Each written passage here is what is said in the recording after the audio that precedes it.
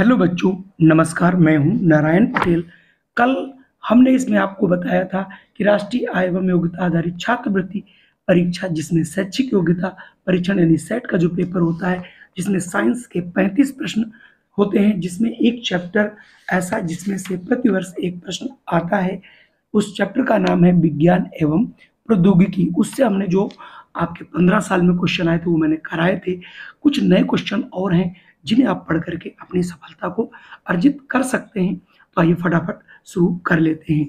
देखिए, सबसे पहला प्रश्न है आपके सामने, गुरुत्वाकर्षण का सिद्धांत दिया था वोल्टा ने, न्यूटन ने, सीवी रमन ने या फिर एस.एन. बोस ने। अगर आपको सही आंसर मालूम है तुरंत आप लगाइए, और अगर आप ऑप्शन चुनते हैं बी न्यूटन तो आप बिल्कुल सही हैं। दूसरा, इसमें आप ये जान लें, जो वोल्टा थे इन्होंने विद्युत सेल की खोज करी थी, और जो सीवी रमन थे वो प्रकाश का प्रकीर्णन यानी रमन प्रभाव की खोज किया था, और एस एम बोस जो है वो क्वांटम मैकेनिज्म या गॉड पार्टिकल्स की खोज की थी। अगला प्रश्न, भारतीय वैज्ञानिक कौन है? Edison, madam Curie, Galileo, Hargobind Singh Khorana. जैसा कि नाम से ही पता चल जाता है, ये थे डॉक्टर हरगोविंद सिंह खुराना। बाकी सभी तीनों विदेशी हैं। अगला आप क्वेश्चन है, संचार साधन का माध्यम है। तो यहाँ पर आपको संचार साधन का माध्यम बताना है।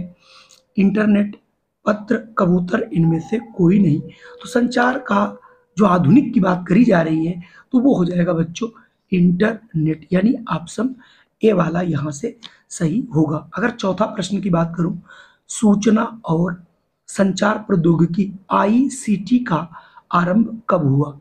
तो ये 2003, 2004, 2005 या फिर 2006।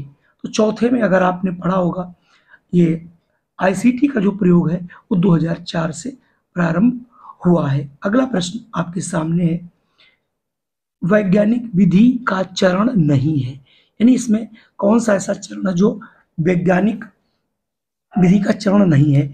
जिज्ञासा, सिद्धांत, परीक्षण, निरीक्षण। तो सिद्धांत जो है पहले जिज्ञासा में नहीं आएगा, तो 5 का जो है बी हो जाएगा। बाकी ये तीनों ही चरण, जिज्ञासा, परीक्षण और निरीक्षण। अगला है, भारतीय अंतरिक्ष कार्यक्रम के जनक कौन है? यहाँ पर आपको बताना है doctor Harvard, Michael Aryabhata, doctor Vikram Sarabhai या इनमें से कोई नहीं। जनक हैं पूछा जा रहा है, तो छठे में आपका हो जाएगा डॉक्टर विक्रम साराभाई। ठीक है, तो ऑप्शन सी वाला सही होगा। अगला प्रश्न है, ओजोन परत में छिद्र का कारण क्या है? तो चूंकि छिद्र का कारण, चूंकि ये हमारी जो ओजोन की परत है इसमें जो छेद क्यों होता है इसके बारे में आपको बताना है।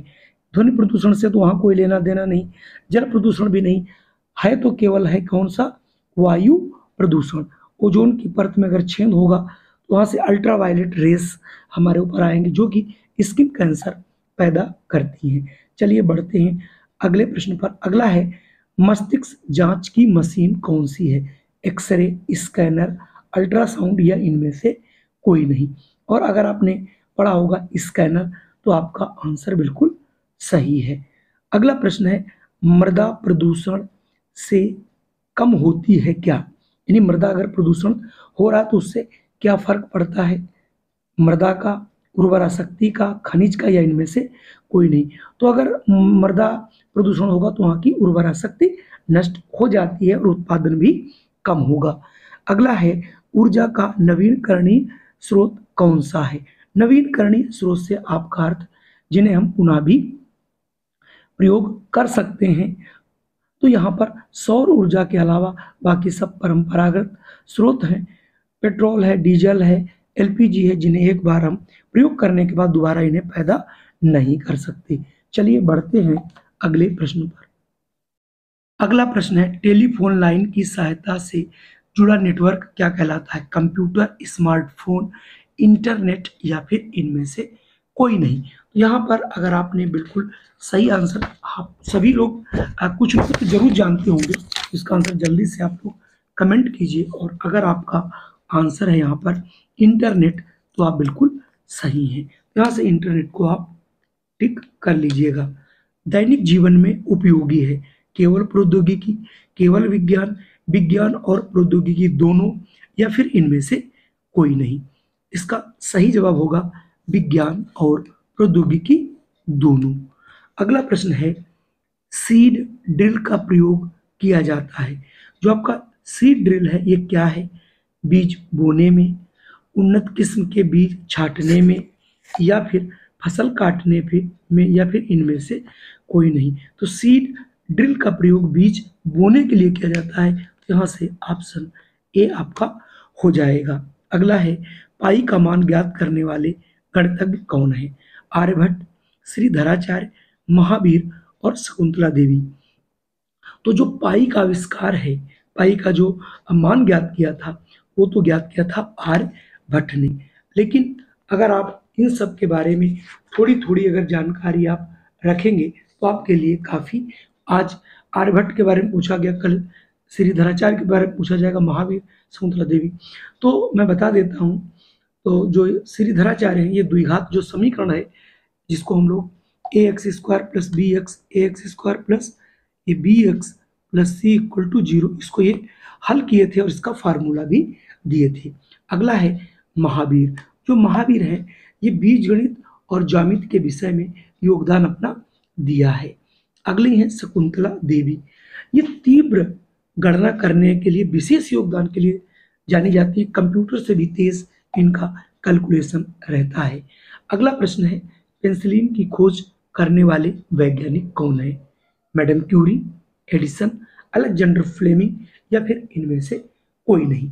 सभी को पता है इसका आंसर, जो अलेक्जेंडर फ्लेमिंग थे, इन्होंने जो है पेंसिलिन की खोज की थी, यानी ऑप्शन सी। लेकिन मैडम क्यूरी के बारे में भी जान लीजिए, इन्होंने रेडियम और पोलोनियम दोनों की खोज की थी, इसलिए ये भी वेरी मोस्ट इंपॉर्टेंट है। अगला है एडिसन। सभी को मालूम है ग्रामोफोन और विद्युत की खोज करने वाला और कोई नहीं, वो एडिसन ही थे। तो यहाँ पर ऑप्शन एडिसन जो है किसके लिए प्रसिद्ध है? आप याद रखें, ग्रामोफोन और विद्युत की खोज।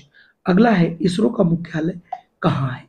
चूंकि इसरो से संबंधित काफ़ी चीज़ें आपको, चंद्रयान 3 के बारे में मैंने एक वीडियो डाला था, वो भी आप देख लीजिएगा। अब आप उसके बारे में जितनी भी जानकारी जुटा सकते हैं रखिएगा, नहीं तो कोई न कोई ऐसा प्रश्न जरूर आएगा जिनके आप आंसर नहीं दे पाओगे। मुंबई में, चेन्नई में, बेंगलुरु में, या नई दिल्ली में। हालांकि इसको प्रश्न को मैं पहले भी करा चुका हूँ। इसका सही आंसर हो जाएगा बच्चों बेंगलुरु। तो कुल मिला के आज के ये हमारे 16 प्रश्न थे और 16 प्रश्न आप लोगों ने देखा। ये एक्स्ट्रा प्रश्न है, इन्हें करना बहुत जरूरी है। अगर आप इन्हें नहीं करते हैं तो आप पिछड़ जाएंगे। कुल मिला के अगर ये वीडियो हमारा पसंद आया हो तो इसे लाइक कर दीजिएगा, और चैनल पे पहली बार हो तो इसे सब्सक्राइब अवश्य कर लीजिएगा। इसी प्रकार हम दिन प्रतिदिन नए नए वीडियो लाते रहेंगे, जिससे आपकी पूरी तैयारी हमारे साथ, हमारे जो चैनल पे रहोगे तो 100% कर पाओगे, वो भी फ्री ऑफ कास्ट। फिर मैं मिलता हूँ आपको एक नई वीडियो में। जय हिंद, वंदे मातरम।